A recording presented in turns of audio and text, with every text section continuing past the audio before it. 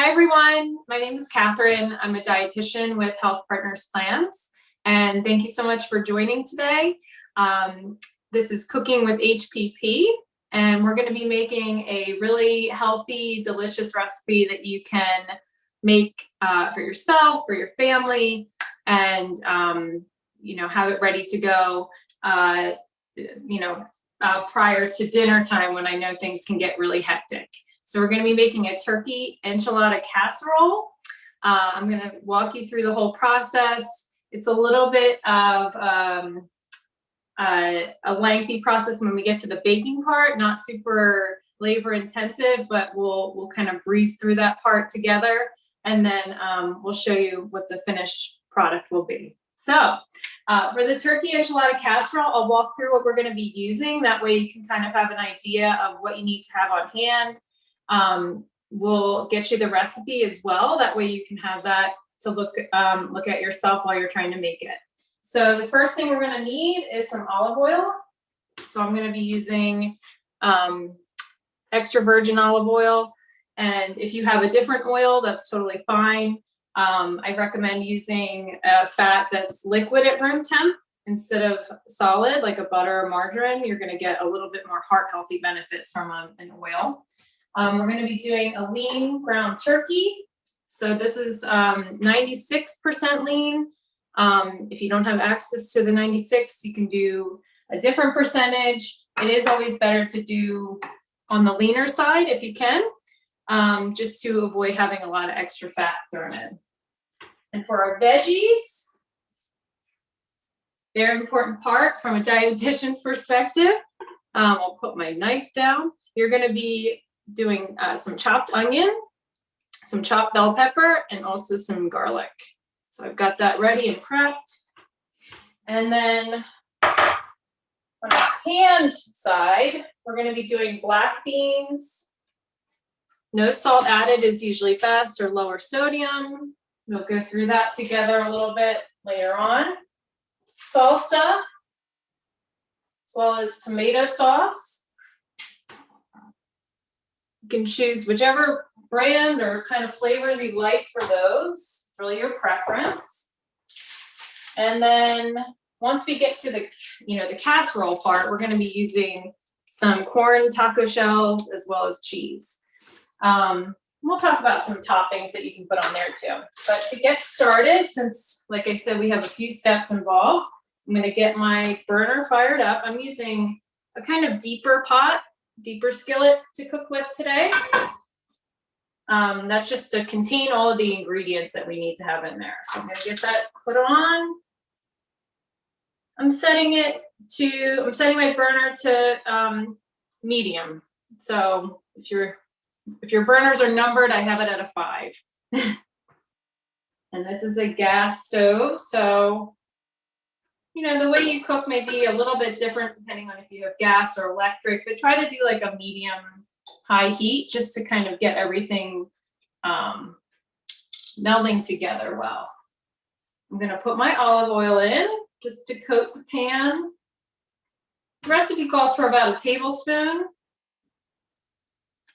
I'm going to let that heat up a bit. You never want to put your food into a cold oil. So you want your oil or your fat to heat up first. And that's just to make sure that when you put the food in, it starts to cook right away. It doesn't absorb a lot of the oil. Okay, so the first thing we're actually going to put in is the meat. And just to get that cooking, because that's the most important thing to get cooked. We want to get that nice and browned so that when it's ready to go in the casserole, I'm just going to test this, make sure we're good to go. So that when it's ready to go into the casserole, it's nice and cooked through. So you might hear some sizzling. I'll try to talk over it. Once you get that into the pan, you just want to break it up some. So I'm going to kind of move it around, get it into the oil. You might find that it sticks a little bit, and that's okay. Just keep moving it around. That way you're going to get all parts of it cooked and browned.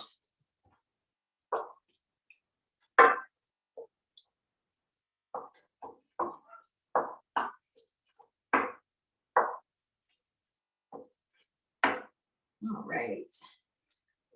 So this dish, while I'm looking at the meat, it's reminding me, this is pretty high in protein. Right off the bat, I'm not sure of the exact nutrient composition, but you're getting a lot of protein from the turkey itself, and then also from your beans, your black beans. So you're getting some animal protein in here as well as some vegetable protein. A good combination of things. So keep going with this. All right, and I'm going to turn my heat up just a little bit higher, just so we can get things cooked through.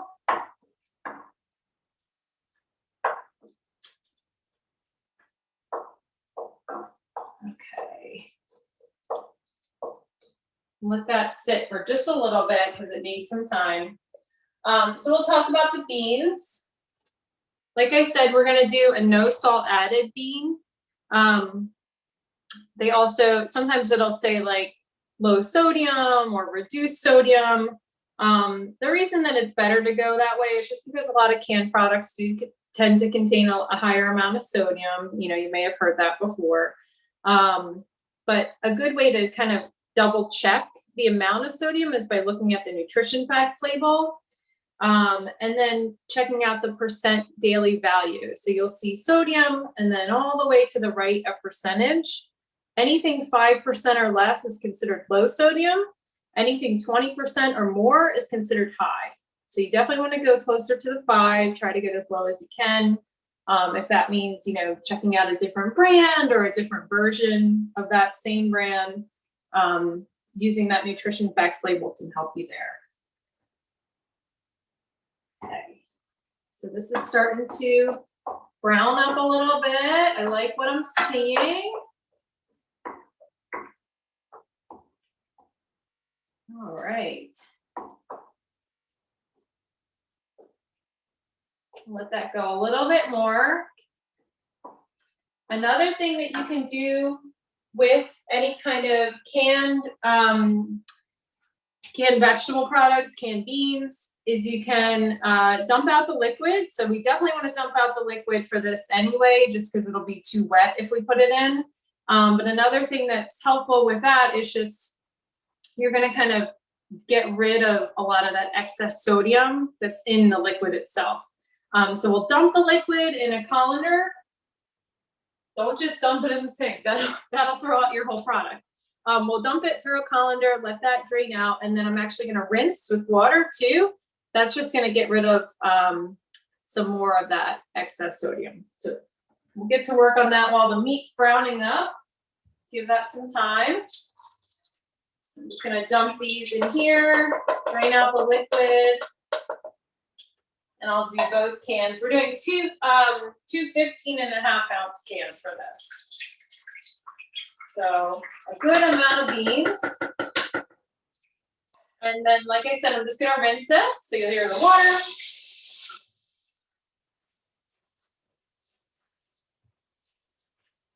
You might see some bubbles while you're doing this. Totally normal. It is good to try to get those. It is good to try to get as many bubbles as you can out, just because that's actually part of what causes GI, gastrointestinal disturbances after you eat beans. So good to kind of get those bubbles out if you can. So I'm just going to shake those, let them kind of dry out, stick them on my strainer there. Okay, so this is really starting to brown now. Great. Okay. What I'm going to do next is add in my veggies. Just breaking up some of these pieces a little bit more. Okay. Looking good. It's smelling good. This is a nice dinner that you can make, like if you have a little bit of extra time to actually do the prep work for it on the weekends, or, if you have a day off, you could make it ahead of time, and then you'll have a good amount of food that you can eat either with your entire family, or you know, if you're only feeding a few people, you might even be able to get some leftovers from it too. So definitely casseroles are one of the, I feel, the best things that you can make if you're trying to make food for a lot of people. Okay, so we're gonna put our peppers. You can use any kind of bell pepper that you like. Let's say you don't really like bell pepper, you can substitute that with like a squash, yellow squash, zucchini. That's a good choice. But really any kind of bell pepper is good. It's gonna add a lot of colorful, you know, brightness to the dish. So it's nice to add some either green or red or yellow, just to kind of make things not so boring visually. So let that cook in. We're also gonna put the onion in. And like I said, these are just a basic chop, so you don't want to have them too small or even too big. But really, like however thick you cut everything is a personal preference. So it's up to you. It doesn't really affect, you know, how the dish comes out really if you cut it differently. Just how you like to have things taste once you're done, you know, texturally. So we're gonna let that sit. I'm gonna add the garlic. You gotta add garlic to every dish. This calls for 3 garlic cloves, so I'm putting 3 in, but usually whatever a dish calls for, I usually double it because I love garlic. So if I could add more, I would, but I'm keeping it to the recipe. Okay, so we're just cooking that in. Next thing, we want to get the liquids in just so we can start boiling. So we're going to do our beans. I might have needed a bigger pot here. Okay.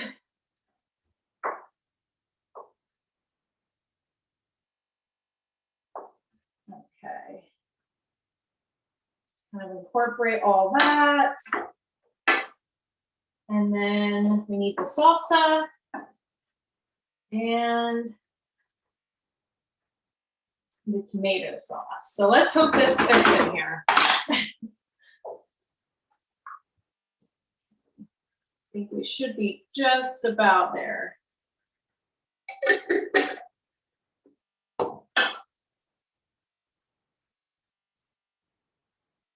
So that's a salsa.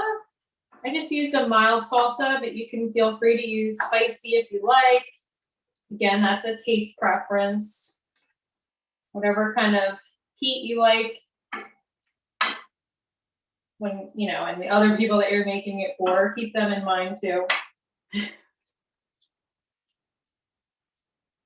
Okay, and then tomato sauce. So we're just gonna put that over the top.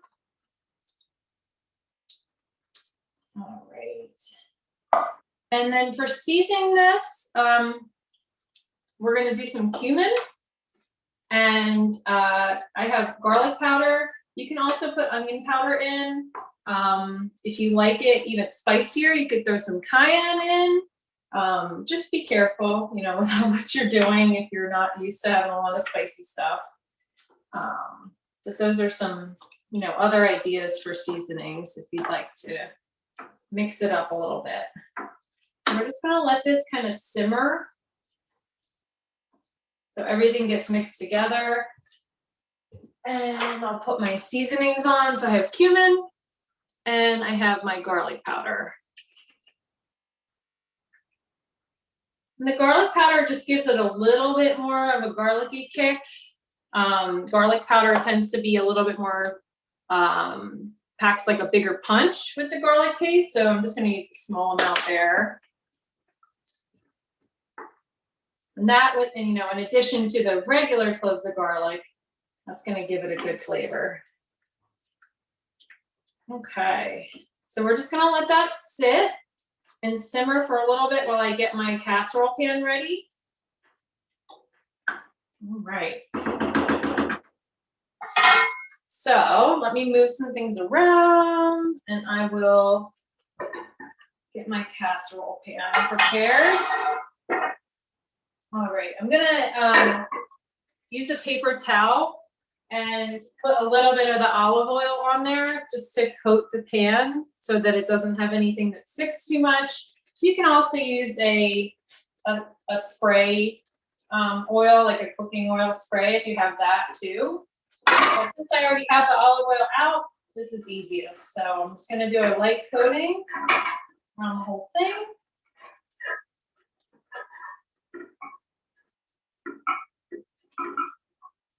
Okay. And then the first step for the casserole is we are, actually the very first step, and I already did this, so that's why I didn't mention it yet, we're gonna preheat the oven. So before I even started, I started my preheat. We're doing it at 350. So preheat your oven to 350. And then the second step to that is gonna be actually putting this, the meat mixture in there. So we're just gonna let this simmer down a little bit more just because we want to get most of the liquid out. You know, you don't want it to be too soupy because then when you put it into the casserole, it's going to kind of leak when you actually serve it, which is okay a little bit, but we don't want it to be too much. So I'm just letting that cook out a little bit. I'm gonna turn my heat up. Get things moving.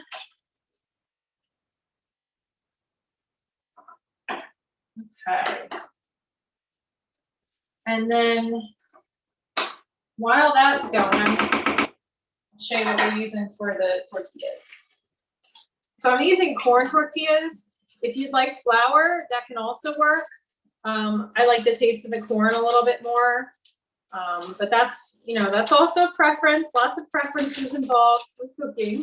If you prefer the flour, that's totally fine. But I'm going to count out how many we need. So really, we just want enough that we can kind of like make a layer. So it's almost like a lasagna, but with the tortillas. So we need about 1, 2, 3. We'll do about 5 per layer. Well, let's make it an even 6. There we go. That works. So we'll do 6 tortillas per layer, and we're going to do 2 layers. So you'll need 12 tortillas total. Okay. Now this is boiling a little bit more, which is good. You can smell the cumin coming out. That smells really good. The tomato sauce you can smell. You can smell the garlic, of course.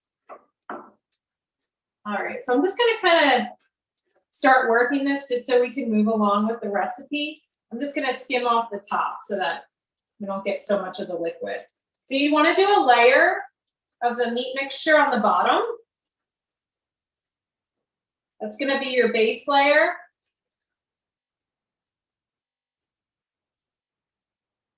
Okay.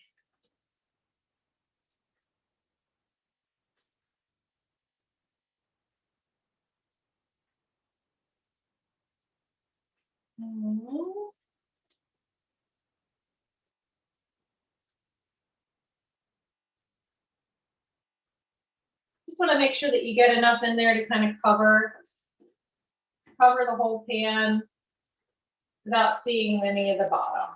So that's what I'm doing now. You might come up with a better method than the scoop, and drop. But this is working for me today. So I'm going to keep going with it.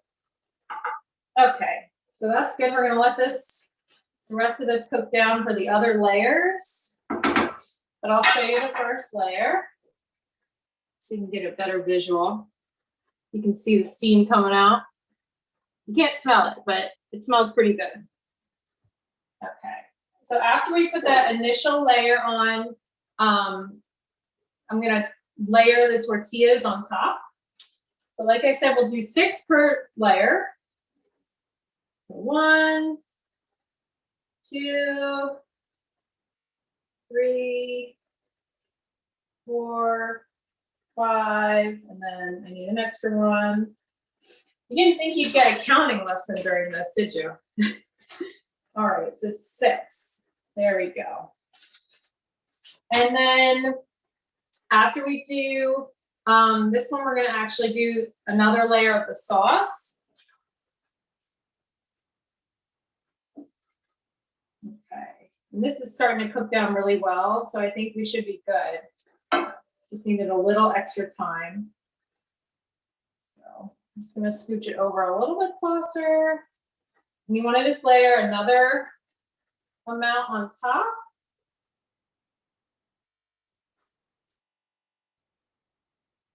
And actually, before I do that, I'll just show you how I layered in the tortillas. It's pretty basic, but 3 and 3, just in case you were wondering and couldn't see. Okay, so I'm just doing my second layer.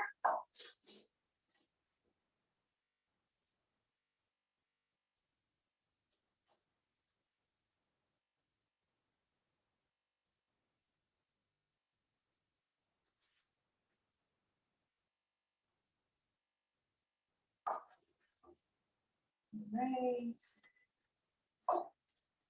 When I initially started putting this on, I was like, oh my gosh, I made way too much, but it really wasn't. So you might think you made too much, but you didn't. I was like, I'm going to have some leftovers, but just a little bit's left. I'll try to get it all in there too. Turn that off. Okay. So then the next thing we want to do is, once you get the second layer of your meat on there, we're going to do a cup of cheese. So I did a reduced fat cheese, and I'm just going to sprinkle on so you can get it all over.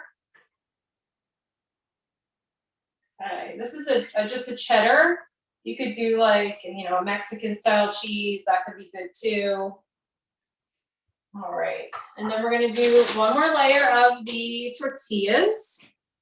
So we'll count up to 6 again. 1, 2, 3, 4, 5, 6.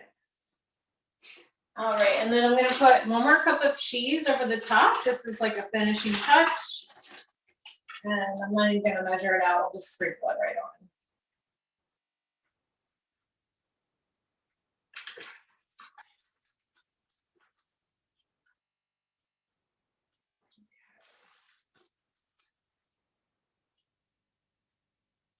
Right, so once you get that done, the best thing to do is actually cover it in foil before you put it into the oven. We're not going to do that, or I'm not going to do that today, just at a time.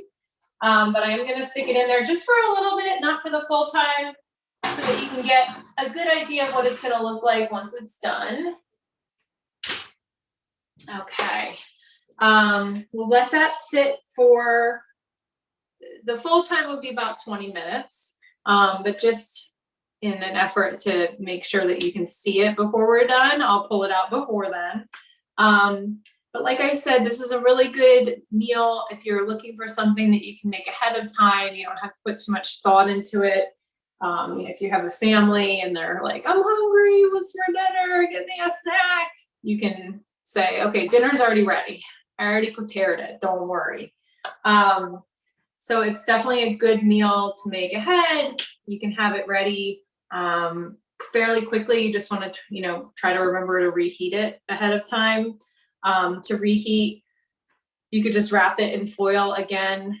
If it's frozen, you probably want to do it for a little bit longer, but I would say probably about 20-30 minutes for frozen, and then about 20 for unfrozen. But you can kind of see where you're at once you get it to the initial amount of time. Check it and see how much longer you want. You just want it to be nice and cook through. So we'll just do a quick little bake on there, and then I'll show you what it looks like. I just want to see if we can get the cheese browned up a little bit. But like I said, everything's pretty much cooked. It's more about just kind of getting it all mixed together with the cheese. So once you put it into the oven, it's already done. You just want to make sure that you're getting it nice and cooked through, and then the cheese on the top is melted. Make it nice and yummy. Okay, so let's just get my oven mitts, and let's see how we look. Okay, everything's a little bit melted, so I'm gonna just show you what it looks like, that we can have a final picture in your brains.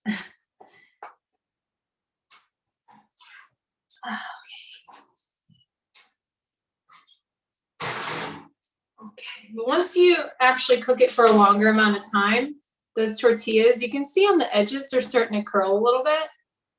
The tortillas will get a lot softer and kind of like mix in with the meat mixture, and the cheese is gonna brown up. So it's gonna be really tasty and delicious. And that's it as far as the turkey enchilada casserole.